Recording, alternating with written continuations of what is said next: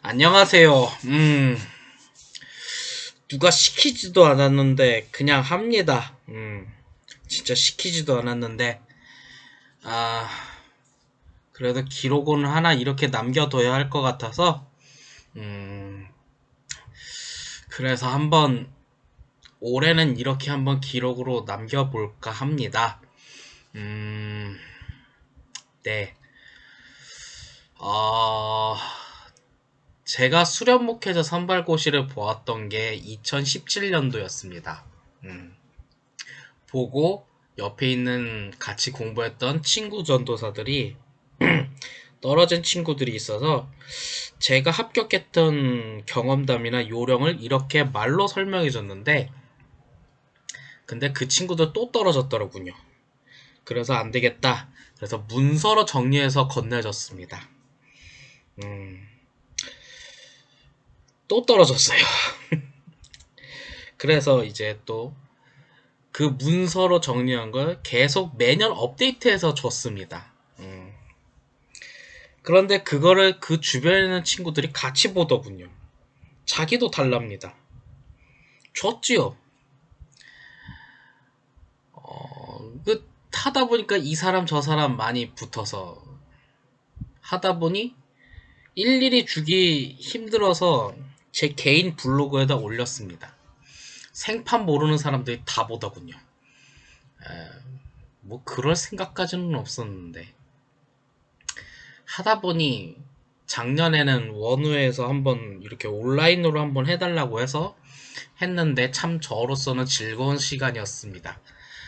하지만 뭐 솔직히 지금은 2022년 한 5년 지났고 이제 전 안수도 받았으니 이제 뭐 저는 저만의 새로운 세계에서 이제 새롭게 열심히 목회를 하고 있는데 언제까지 이런 저희 개인적인 입장에선 과거의 일에 신경 써야겠습니까만 그래도 이렇게 영상 기록으로는 남겨놔서 하는 것은 어떨까 하는 생각이 들어서 한번 해보려고 합니다. 제가 본디 그렇게 부지런한 사람이 아니라서 일주일에 한 번씩 올릴 수 있을진 모르겠지만 한번 해보는 데까지는 해보도록 하죠. 그리고 이 영상은 뭐 쪽집게 강의라기보단 인간 자연인 이신욱이라는 사람이 수련목 시험을 이렇게 바라보고 있다. 그리고 나는 이렇게 접근하면 어떨까라는 하나의 제안을 드리는 거지. 진리를 전파해 주는 것은 절대 아니라는 점을 분명히 밝힙니다. 혹시 모르잖아요. 당신 말대로 따라했더니 내가 인생이 망했다 이런 소리는 듣고 싶지는 않습니다. 자신의 길은 자신이 개척하는 거지 남이 개척해 주는 건 아니니까요. 물론 누군가는 뭐 주님께서 내 길을 개척해 주실 겁니다라고 말을 하겠지만 물론 주님께서 내 길을 개척해 주고 이끌어 주겠지만 그래도 자신 스스로 나가는 발걸음은 있어야 하지 않을까요? 그래서 아무튼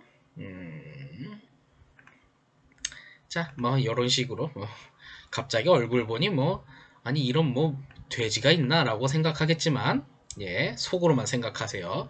입 밖으로 내미는 순간 나 삐져버릴 거니까. 여러분들도 혹시 아시다시피 목사가 삐지면요. 아시죠? 자, 이제껏 제가 시험을 봤던 수련 목회자 시험에 대해서 좀 잠깐 이야기를 하려고 합니다. 저는 2017년부터 봤고 그 이후에 이런 식으로 응시자 수와 합격자 수가 있었습니다. 이 수치가 100% 맞진 않습니다. 제가 숫자를 일일이 그냥 세어보았어요. 하나, 둘, 셋, 넷 이렇게 세어본 거라서 오류는 있겠지만 거의 이런 식으로는 돼 보입니다. 고정적인 합격자 인원수는 없는 편인 것 같아요. 그런데 최근 시험은 항상 400명 이상 되는 응시자가 있었는데 가장 최근 시험은 코로나 때문인지 400명 이하가 응시를 했고 했던 적이 있었던 것 같아요. 그런데 작년 같은 경우에는 166명이었지만 361명이 응시를 했지만 제가 얘기를 들어보니 100명이 사실상 응시를 제대로 안 했다고 합니다. 그 이유는 코로나 자가 진단 증명서 있다고 해요. 제가 응시했을 때는 코로나가 없었기 때문에 잘은 모르겠지만 그 검사 확인서를 제출 안 한 사람은 응시도 못했고 또 구약 신약만 보고 집에 돌아간 사람도 있다고 합니다. 그 수 인원 다 합치면 100명이 되었다고 해서 사실 260명이 전체가 응시했다고 해도 과언이 아닐 정도라고 합니다. 그러면 사실 작년에는 이 합격률이 사실 60%에 가까웠다고도 볼 수 있죠. 우선 저는 개인적으로 사실 이번 첫 번째 영상은 오리엔테이션적인 성격이 좀 있는데 글쎄요, 저는 제 성격상 도중에 그냥 집에 가실 거면 그냥 응시도 하지 마세요. 응시료가 아깝지 않습니까? 4만원 5만원 하는데 못하러 그렇게 도중에 돌아가실 거면 끝까지 시험만 보실 거면 못하러 봅니까? 물론 자신이 떨어졌다고 생각해서 돌아가신다면 할 말은 없는데 다음 해 보실 거잖아요. 그렇다면 다음 과목 시험지 가져갈 수 있게 하니까 시험지도 확보해 놓고 미리 한번 테스트도 좀 해보고 자기가 공부한 것도 좀 미리 해보고 해서 내년을 위해서 또 준비하면 또 좋은데 물론 그렇게 한 사람들 다 나중에 개척 단독 목회하는데 그럼 애초에 수련목 시험을 왜 봅니까? 그냥 초중반부터 단독하면 되는 거지 하는 생각이 듭니다만 제가 초장부터 얘기했죠. 본인의 길은 본인이 개척하는 거니 하는데 아무튼 봅니다. 아무튼 최근 5년 동안 보면 이렇게 응시자 수와 합격자 수가 대충 이런 숫자 정도는 나오는데 좀 불규칙하게 나옵니다. 항상 상승됐던 것도 아니고 하강했던 거고 오르락 내리락 이렇게 하는데 제가 들었던 하나의 이야기를 잠깐 해보려고 합니다. 메모장을 좀 가져와서 이야기를 할게요. 이것은 어떤 식으로 합격자 수가 가는지 뒷골목에 뒤에서 들려오는 소문을 잠깐 이야기를 하려고 해요. 만약에 전국에 수련목 신청을 합니다. 12월 말까지. 그리고 신청 교회가 신청할 때에 이거 항상 못하네. 수련목회자 수가 예를 들어서 400명이라고 하면요. 총회 고시위원회에서 200명 정도 합격을 시켜줍니다. 200명 정도. 물론 400명 다 합격시켜주면 다 좋지만 그럼 사실 공부하는 의미가 없어지는 거죠. 왜냐? 응시하는 사람들이 다 그냥 합격한다고 보면 되니까요. 그러기 때문에 사실 제 생각에는 이렇게 그 합격자 인원수가 이렇게 불균형한 이유는 아마도 그때 당시에 수련목회자 신청한 교회 수가 항상 일정할 수는 없지 않습니까? 많이 신청할 때도 있고 적게 신청할 때도 있고 많이 신청하게 되면 그 많이 신청한 수의 절반인 정도만 합격하는 거고 적게 신청할 때 그 적게 신청하는 데에 절반 정도 합격하고 그렇게 이제 수련목을 합격을 하는 추세로 볼 수 있을 것 같아요. 그렇기 때문에 이번 다가오는 2023년 수련목회자 선발고시는 2022년 12월 31일까지 내가 속한 교회에서 수련목을 신청을 하면 전국에서 이제 집계를 해요. 그럼 그 집계의 절반 정도를 합격시킨다는 계획을 갖고 있는 거죠. 그래서 굳이 뭐 꼼수가 있다면 각 교회에서 수련목을 채용하든 안 하든 수련목을 할 수 있는 카운팅이 된다면 각 교회가 좀 신청을 하면 그 신청한 대로 하면 최대한 좀 합격할 수 있는 좀 꼼수 아닌 꼼수가 있지 않을까. 혹시 이 영상을 본다면 여러분들의 사돈의 팔촌들 최대한 동원해서 하면 좋지 않을까. 뭐 저 개인의 추천을 한번 해보고자 합니다. 혼자 벽에 대고 말을 하다 보니까 굉장히 어색하네요.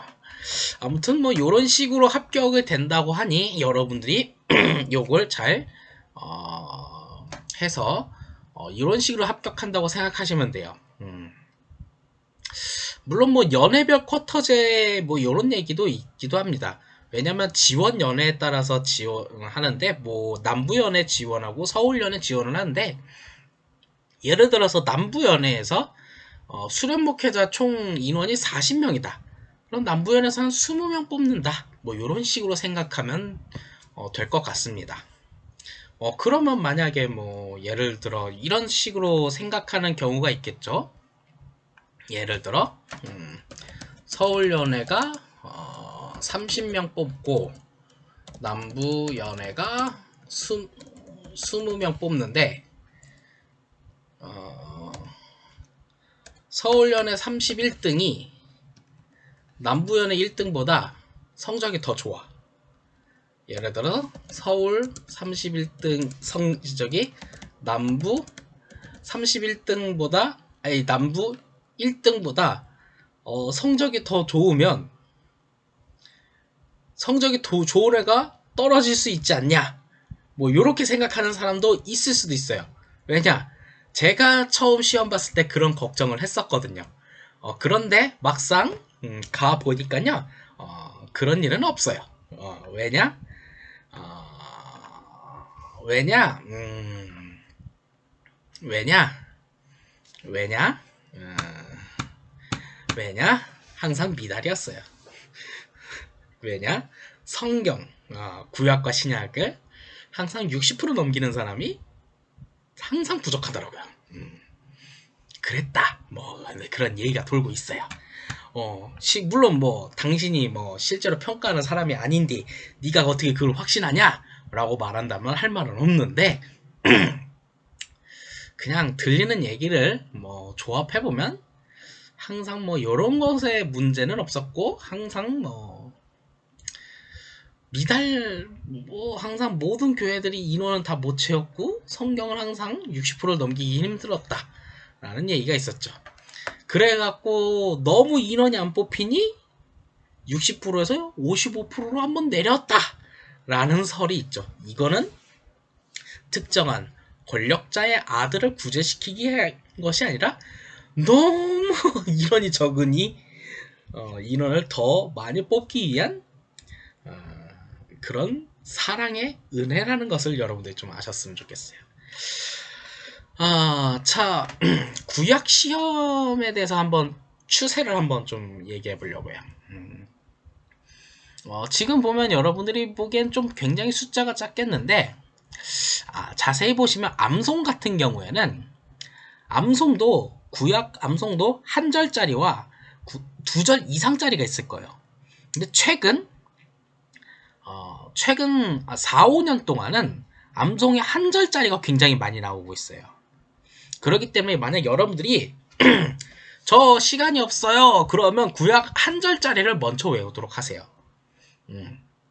그게 더 확률상 많이 나왔습니다.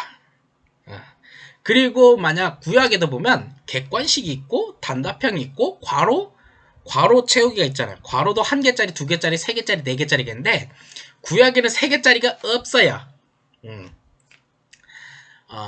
세 개짜리가 없고 없었나 안 나왔나? 없었던 것 같아요. 없었나? 아무튼 없었고 하는데 자세히 보시면 객관식이 많이 나와요. 그래서 만약에 뭐 저 시간이 없어요, 뭐 찍어야 돼요 그렇다면 여러분들에게 추천한다면 구약은요, 객관식을 잡으세요. 그러면 뭐 여러분들이 좀 단타적으로 좀 외울 수 있지 않나 하는 생각이 좀 듭니다. 그리고 암송 1개짜리를 좀 집중적으로 파고들면 여러분들에게 좋은 일이 있을 것 같아요. 자, 그럼 신약 시험은 어떻게 되냐? 신약 시험은 조금 그 객관식 위주로 나오지는 않았어요. 그 구약 같은 경우에 객관식이 거의 20개 이상씩 나왔는데, 신약 같은 경우에는 객관식이 한 10개 정도 나왔고 단답형이 좀 많이 나왔기 때문에 객관식과 단답형 그리고 괄호 1개짜리를 좀 집중적으로 하면 좋지 않을까. 그래도 괄호 3개, 4개짜리는 안 나옵니다. 최근엔 잘 안 나왔어요. 그리고 암송도 2, 3년 전에는 2개짜리가 조금 나왔는데 작년 같은 경우에 암송 1개짜리가 거의 많이 나왔으니 암송 한 절짜리를 좀 많이 외우는 쪽을 좀 여러분들에게 추천합니다. 근데 우리가 보통 모태신앙을 갖고 있는 분들이 보통 수련목 시험을 만약 본다고 가정했을 경우 어릴 적부터 많이 들어왔던 성경 구절들 있지 않습니까? 그게 신약 구절에 많이 있어요. 그렇기 때문에 좀 그게 많이 잘 외워질 거예요. 그래서 저는 여러분들에게 굳이 추천을 한다면 신약 구절을 먼저 외우는 쪽을 여러분들에게 좀 추천하죠. 물론 여러분들이 좀 지금 생각해, 이제부터 공부 열심히 해야겠다는데 지금이 한 9월 달이잖아요.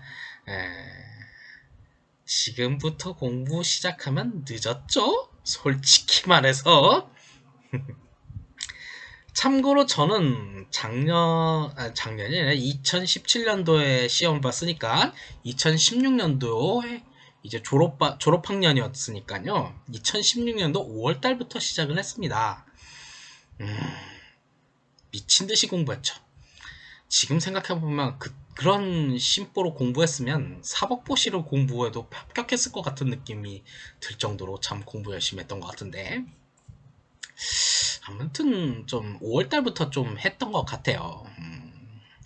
했는데 저 같은 경우에는 뭐 받은 자료도 없고 뭐도 없고 하다 보니까 거의 뭐 두세 달은 뭐 쓸데없는 공부를 했다고 할까요?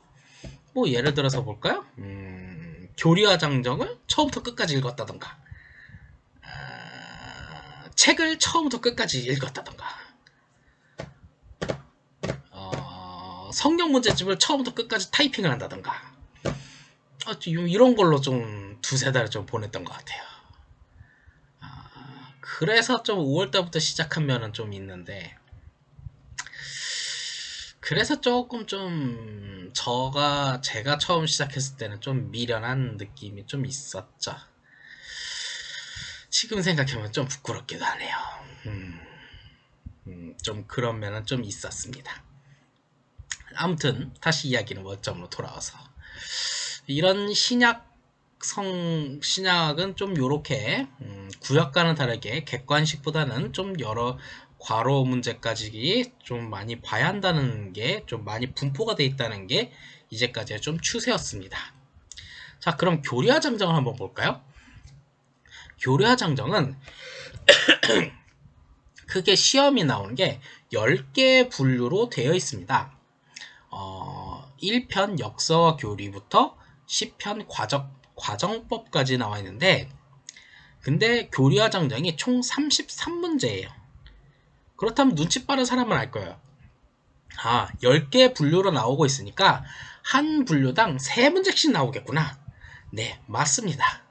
거의 그렇게 균등으로 나오는데 가끔 뭐 한 단락이 안 나올 때도 있고 그런 때도 있는데, 최근에 이제 작년 2021년에 입법 의회로 인해서 개정이 됐어요. 이번이 개정이 된 다음에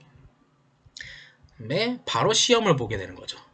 그렇기 때문에 최근 개정된 것이 바로 시험에 나올 확률이 큽니다.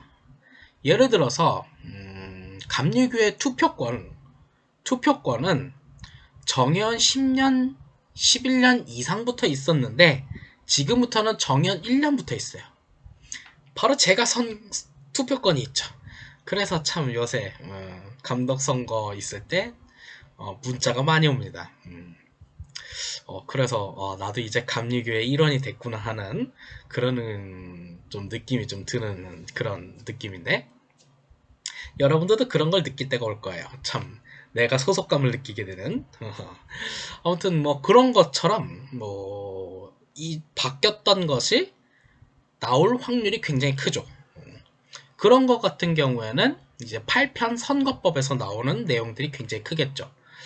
요런 것처럼 뭐 예를 들어서 또 공유교회라는 개념, 그거는 저기 헌법 2편 헌법이나 3편 조직과 행정법에서 새롭게 나올 수 있는 개념이 나올 수 있고, 또 부분 사역 부목사 제도 같은 경우, 주로 뭐 속된 말로 파트타임 부목사, 그리고 국민연금법이라던가 그런 것도 이제 새롭게 나올 수도 있겠죠. 그런 것들이 나온다면 굳이 꼭 한 파트당 3문제씩이 아니라 어떤 파트에는 한 문제로 해서 그쪽 파트 부분을 더 문제를 5문제를 낸다거나 할 수 있을 가능성은 충분히 있습니다. 하지만 아무튼 나올 수 있는 요 정도 부분으로 나온다면 하는데, 웬만하면 거의 한 파트당 3문제씩 나온다고 보시면 될 것 같아요. 그리고 한국감리교회사는 크게 세 분류로 나옵니다. 한말이란 일제강점기 이전 조선 말기 때의 한국감리교회사, 그리고 일제강점기, 그리고 해방 이후, 이렇게 크게 세 분류로 나오고 있죠. 그런데 여러분들이 혹시 역사 교육을 받아봤다면 최근의 역사 교육을 참 수업 시간에 듣기가 매우 힘듭니다. 왜냐하면 아직도 재평가가 논의되고 있으니까요. 그래서인지 최근 부분, 해방 이후 부분의 시험 문제가 좀 적게 나오는 편입니다. 뭐 그래봤자 비율이 한 문제 바뀌니까요. 그렇게 돼서 최근에 이제 조선 말기 감리교회, 그리고 일제강점기 때 감리교회가 좀 부분적으로 많이 나오는 편이기도 합니다. 요런 부분을 여러분들이 좀 잘 기억해서 좀 하면 좋은데, 물론 뭐 제일 좋은 것은 다 공부하시는 게 제일 좋죠. 전 다 했어요. 난 다 했는데 이 영상을 보는 여러분들은 그냥 부분만 공부해서 합격한다고 하면 제가 조금 배 아플까요? 안 아플까요? 하하하하. 다 공부했으면 좋겠어요. 자, 아무튼 뭐 요런 식으로 좀 여러분들이 좀 잘 파악을 해두시면 좋을 것 같아요. 자, 그렇다면 이제 수련 목회자 이제 점수 계산법, 어떻게 해서 이제 내가 몇 점을 맞았는데 이걸 가지고 이제 합격 당락이 어떻게 결정되는가를 좀 한번 알려드리도록 할게요. 만약에 2023년 선발고시가 딱 됐는데 450명이 응시가를 했어요. 근데 만약에 이제 여차 저차해서 200명을 합격시킨다는 계획이 있었다고 가정을 한번 해봅시다. 구약 신약 중 하나라도 60% 미달되면 잘라버립니다. 딱 잘랐는데 300명이 생존했어요. 근데 만약에 이게 만약 150명이 생존했다. 그러면 여기서 이제 출제위원들, 고시위원들이 사실은 그러면 안 되겠지만, 은혜를 베풀어서 이 60%로 55%로 내릴 수 있다는 그런 비밀스러운 말들이 있어요. 물론 그거 가지고 여러분들이 이것은 잘못되었습니다! 이렇게 말을 하면 절대로 이제 그 은혜는 다시는 나오진 않겠지만, 가끔 너무 적으니 우리 몰래 55%로 내립시다. 이렇게 하지만 여러분들 만약 누구든 그것은 잘못되었습니다 이렇게 따지면 다시는 그런 은혜가 내려오진 않겠죠. 그런 얘기를 들어도 그런 트집 잡으면 바보죠. 근데 가끔 그런 사람들이 있어요. 나는 정의롭고 의로워, 그렇기 때문에 나는 정의롭고 의롭게 말할 거야 하는데 네 친구들은 다 피눈물 흘리고 있다, 야. 눈치껏 해라. 아무튼, 뭐 이론적으로만 하면 구약과 신약 중 하나라도 60% 미달되면 탈락돼요. 그렇게 됐는데 만약에 점수 계산법을 하면 300명이 생존한다고 합시다.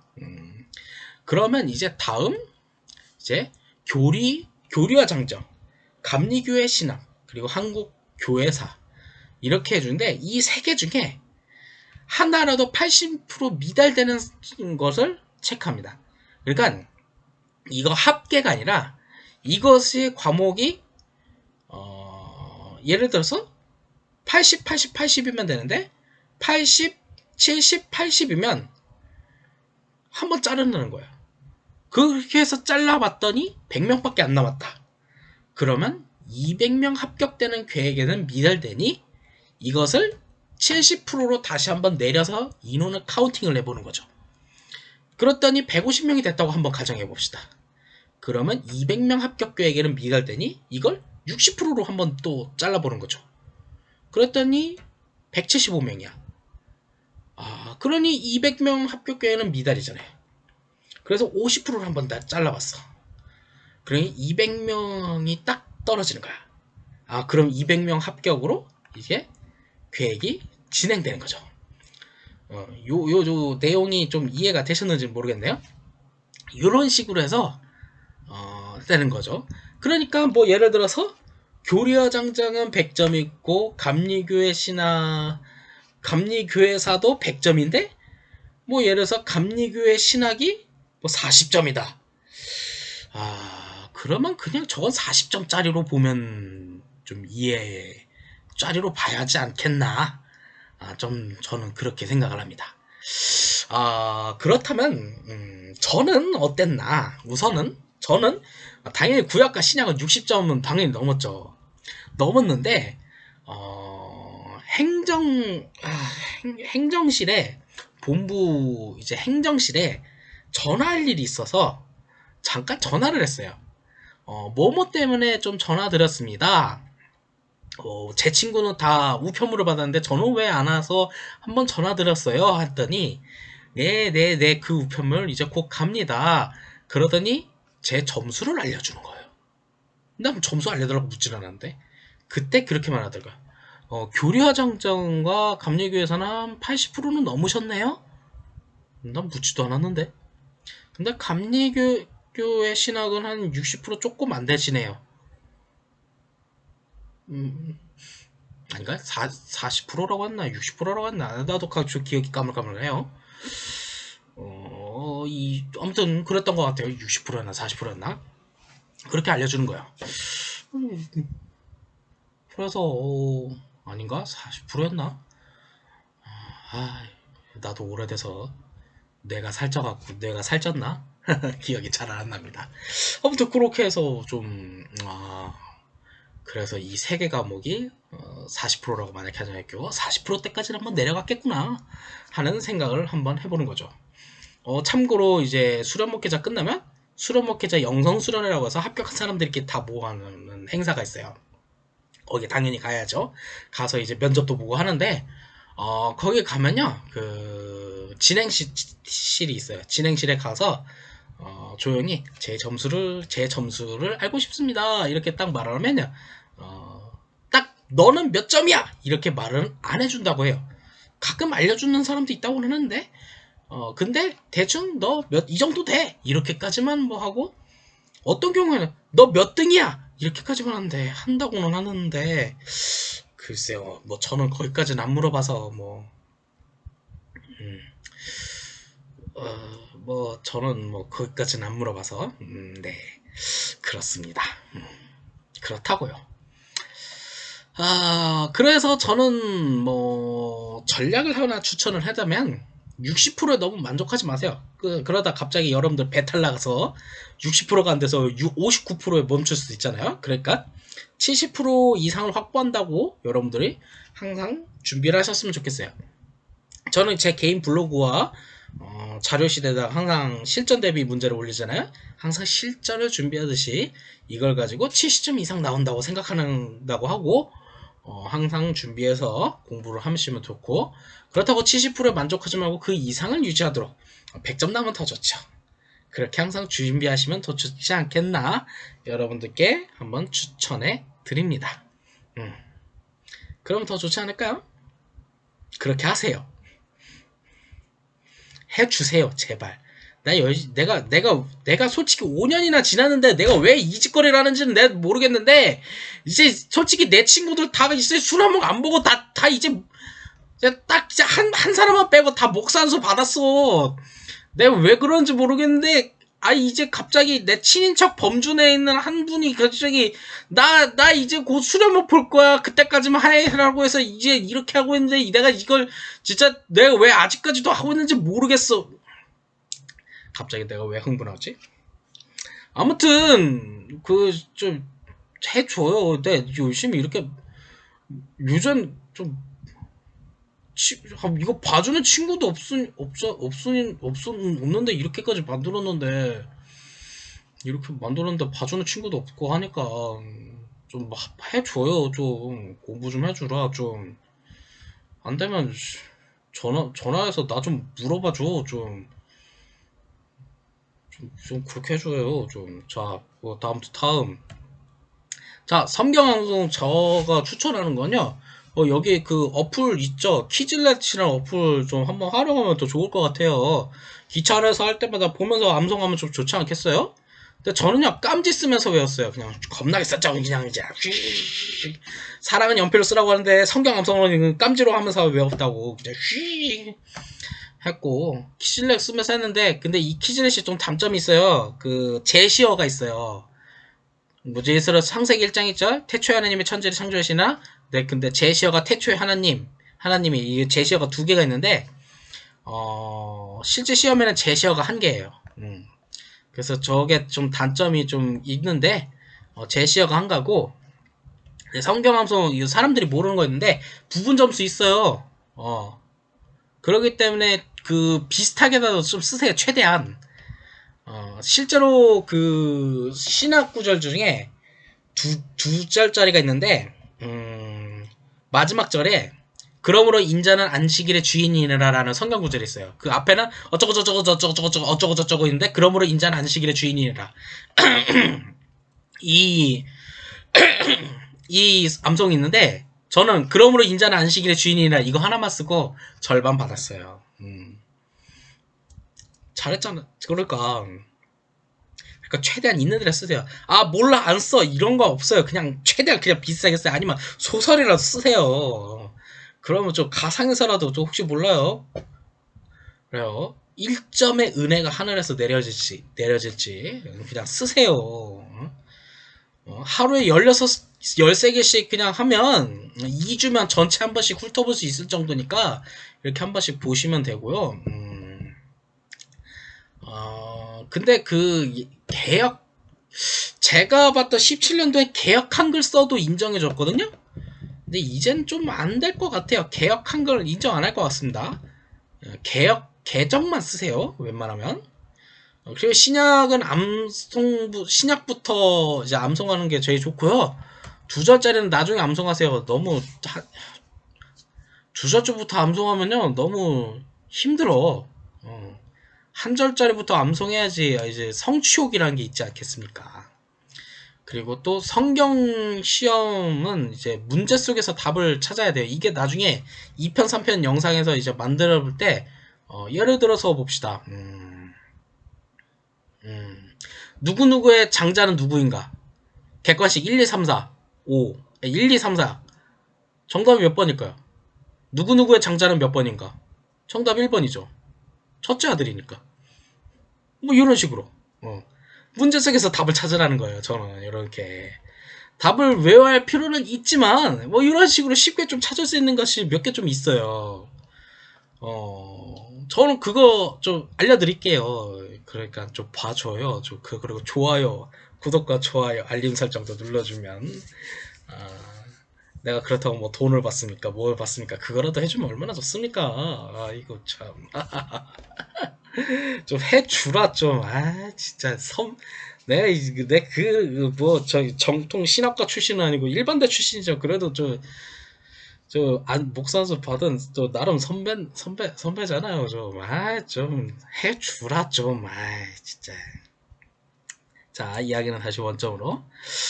근데 이게 좀 시간을 투자할수록 합격할 가능성이 좀 높아요. 양이 많아요. 근데 우리는 좀 솔직히 교회 사역하느라 좀 바쁘잖아요. 이제 시험 날짜가 정해졌잖아요. 1월 10일 하는데 그 전에 우리는 성탄절 행사를 해야 하고 겨울 행사도 해야 하고 참 할 게 많잖아요. 누구는 또 추수감사절 행사도 해야 할 거예요.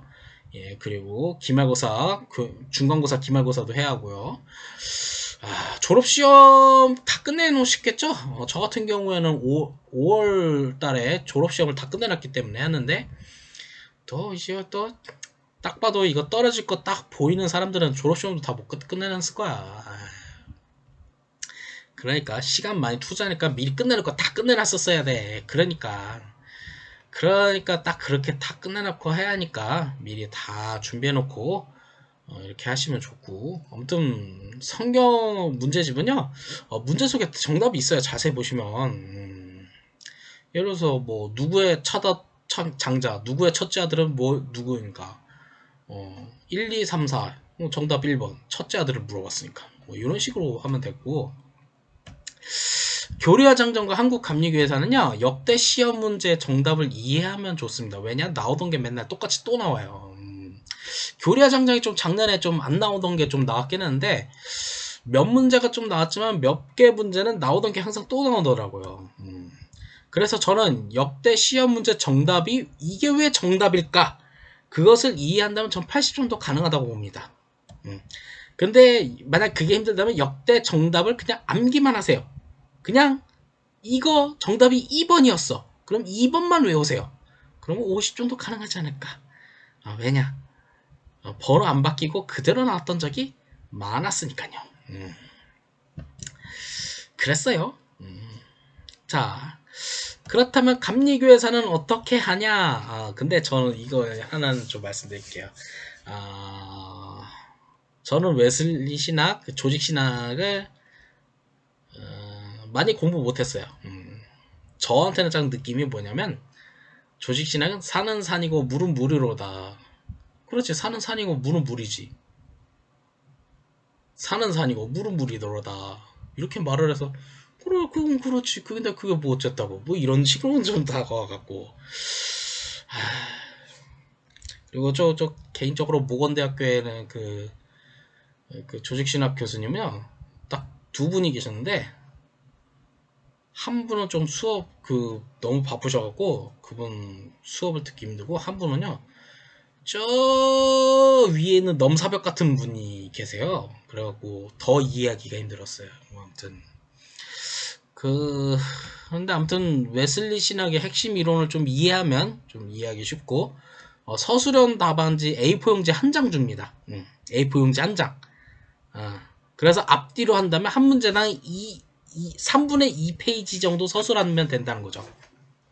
자세히 보시면 제가 이미지로 이렇게 만들었는데, 앞면과 뒷면 딱 이렇게 되어 있는데, 굳이 2페이지 할 필요 없어요. 예를 들어서 400명이 보는데 400명이 너무 길게 써요. 1시간 동안 길게 써서 다 2페이지 3페이지 썼다고 쳐봐요. 400명이 2페이지만 써도 800장이에요. 그걸 조직신학 교수님 3명이 그 800페이지를 하루 24시간 안에 본다고 봐요. 그거 미칩니다. 그러니까 한 장 안에 쓰는 게 그분들을 위해서 도와주는 거예요. 그러니 한 장 안에 핵심을 딱 정리하는 게 좋아요. 그냥 많은 양으로 쓴 게 아니라 핵심을 확실하게 제 시간 안에 쓰는 게 제일 중요한 거거든요, 이건. 그러니 저는 딱 보면 이제 딱 세 문제가 나오니까 앞뒷면에 3분의 2페이지 정도, 이제 앞장에 3분의 2 정도 되는 걸 한 문제 정도 양을 쓰시고, 이제 그 다음에 이제 쓰시고 하면 이제 딱 한 장 앞뒤로 꽉 채워서. 참고로 제가 아는 어떤 친구는요, 이거 뒷장 안 쓰고 앞장만 썼는데 나머지 다 80점 이상 나왔거든요. 이걸 뒷장 안 써갖고 떨어졌어요. 미쳐버려. 제가 보기엔 그 친구는 그냥 주님이 단독 목회하라는 거 주님이 인도하신 것 같아. 물론 뭐 주님께서 여러분들을 향한 계획이 어떤 건지 궁금하다면 한번 그렇게 한번 해보세요. 그 뒷짝 쓰지 마시고 한번 해봐. 어떻게 될지 나도 잘 몰라. 어떻게 될지 나는 책임 안 져. 아무튼 그렇게 한번 써보세요. 자, 그래도 저는 저 때보단 지금이 참 좋은 게, 저 때는 웨슬리 설교문이 26개였는데 지금 15개로 줄었어요. 와, 너무 좋아. 아이고, 줄었잖아. 지금 이게 어떤 식으로 되냐면, 감신대, 무건대, 협성대 각각 한 명의 조직신학 교수님들이 문제를 출제해요. 각 학교마다 한 명씩 교수님이 출제해서 총 3명이 각각 3문제를 1차 선별한 후에 9문제 중에서 각각 한 문제씩을 선별하는 방식으로 하는 거죠. 그러니까 감신대 3문제, 무건대 3문제, 협성대 3문제 이 딱 해서 이 9문제 중에서 겹치지 않게 골고루 분배해서 3문제를 선별하는 거죠. 그러니 저는 웬만하면 할 수 있다면 마지막 학기 때 이 출제위원 조직신학 교수님의 수업을 한번 들어보시는 것도 좋지 않을까 하는 생각도 듭니다. 저는 안 들었어요. 제가 말했잖아. 너무 넘사벽이라고. 뭐 못 알고 말하는지 못 알았겠어요. 제가 말했잖아. 물은 물이고 산은 산이로다. 누가 몰라서 그러더래? 나도 다 알아. 근데 뭐 어쨌다고. 몰라요. 나도 못 알았는지. 너 못 알았겠어 나도. 너 당연한 얘기를 나도 말하는데 듣다가 정신줄을 놓치더라고 나는. 저 이공계 나와서 그랬나 봐요. 저 이과생이에요. 이과 컴퓨터공학과 공부하다가 주님이 저를 불러갖고 신학 공부해갖고 이렇게 살고 있거든요. 그래서인지 조직신학은 그냥 듣다가 정신줄을 좀 놓을 때가 좀 많아요. 그래도 주님의 말씀은 참 아무튼 그래요. 조직신학은 참 어렵네요. 자, 아무튼 수련목 스케자 원서 접수 8월 중에 보통 9월 중에 본부 홈페이지에 공고되는데 지금은 벌써 8월 중에 벌써 공고됐어요. 홈페이지 가서 보세요. 그리고 11월 중에 원서 접수하니까 꼭 놓치지 마시고 꼭 놓쳐갖고 난리 나는 사람 있더라고요. 시험 공부 열심히 하다가 원서 접수 놓쳐갖고 가끔 나한테 전화하는 사람이 있는데 그걸 나보고 어쩌라고. 내가 뭐 출제위원이야. 난 그냥 일개 정연 2년차 되는 목사일 뿐이에요. 자, 옛날에 이제 원서 접수도 이렇게 씁니다. 이렇게 쓰고 뽀샵 처리된 증명사진 하나 쓰시고 여기 자세히 또 좀 색다른 게 저 입교일이라고 있죠. 입교일. 교리화 장정 보면 만 18세인가 그냥 18세인가 교리화 장정에 보면 입교일 날짜 있어요. 만 몇 세 때, 만 19세인가 할 때, 그 날짜에 맞춰서, 쓰시면 돼요. 보통 입교식이라는 걸 안 하긴 한데, 그 날짜에 맞춰서, 쓰시면 되고, 세례일 날짜도 좀 미리 조사해 놓으세요. 네. 이거 여기 제 휴대폰 번호 있네요. 궁금하면 여기다 물어보세요. 네. 자신 있으니까 이렇게 물어본 거죠. 이메일 주소도 있네요. 궁금하면 또 물어보세요. 여기 주소는 지금 여기 안 살아요. 여기 괜히 찾아오지 마세요. 소속교회는 일부러 안 넣었어요. 여기랑 소속교회랑 다르니까요. 주민등록번호도 소중하니까 안 넣었어요. 음성고등학교 졸업했어요. 아무튼 뭐 이렇게 좀 해서 요 입교일 날짜 요쪽 꼭 한번 좀 체크해 보셔서 그러니까 자기 날짜 만 19세인가 할 겁니다. 그렇게 날짜 한번 조사해 보면 되겠고요. 요런 것도 또 조사해 보면 되고요. 생년월일도 요것도 좀 하는데 주민등록상으로 하세요. 실제 생일이랑 좀 다르거든요. 고모님들이 다른 날짜로 기록을 해버려갖고 하는데 주민등록상 날짜로 하세요. 실제 생일이랑 다르게 실제 생일 날짜로 하지 말고 그렇게 또 기록해서 하시면 되겠고 그리고 응시 이체 확인증 이체해서 5만원씩이나 하잖아요. 괜히 중간에 시험 끝까지 보고 나가세요. 5만원 아깝잖아요. 그러니까 이렇게 꼭 이체 확인증 하시고, 또 여기 제일 중요한 게 목회자 추천서. 목회자 이 추천서가 또 있어야 돼요. 있어야지 이게 응시를 할 수 있는데, 여기서 보면 추천받는 이 가족 친척, 그러니까 예를 들어서 담임 목사 추천서인데, 이 담임 목사가 가족이나 친척일 때는 받을 수 없다라고 되어 있는데, 그럴 때 감리사님한테 가는 경우가 있습니다. 하지만 혹시 모르니 본부에다 전화를 해서, 아니 아버지가 담임 목사인데 그러면 어떻게 할까요? 라고 하면 분명히 감리사 도장 추천 받으라고는 할 겁니다. 하지만 한번 문의는 하고 받으시면 좋을 것 같고, 타 교단의 목사는 추천이 될 수 없다고는 하지만 다 그냥 가서 감리교회 목사님 다 오는 사람 다 받아서 그 교회에서 사역했다 하고 그냥 다 하는 수가 있긴 하죠. 물론 누군가는 그렇게 말하겠죠. 어떻게 속이면서 삽니까? 라고 하는데, 솔직히 말해서, 어? 그 교회에서 사역을 안 했지만 추천서 받았다고 칩시다. 그게 가짠지, 진짠지, 가짠지, 그걸 어떻게 조사할 거야? 검찰에서 조사할 거야? 경찰에서 조사할 거야? 감리교 본부가 어떻게 조사할 겁니까? 나 참나. 이거 가지고 따지는 사람들 참 하기 싫으면 시험 보지 마. 그냥. 솔직히 말해서 요새 젊고 뛰어난 후배 목사님들 막 치고 올라오니까 가끔은 무섭더라. 안 올라오면 나야 좋지 뭐. 경쟁자 줄어들고. 가끔 무섭더라고. 후배들 아이디어 번뜩번뜩하고 잘생기고 뛰어나고 설교 잘하고 찬양 잘하는 사람들 좀 올라오니까 무섭더라.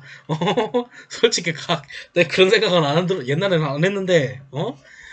그 시험 보기 싫으면 보지 마. 그럼 참 따지기는. 근데 뭐 예를 들어서 내가 저 교회에서 사역을 하는데 저 교회 목사님으로부터 추천서를 받고 수련을 응시할 필요가 있다고 칩시다.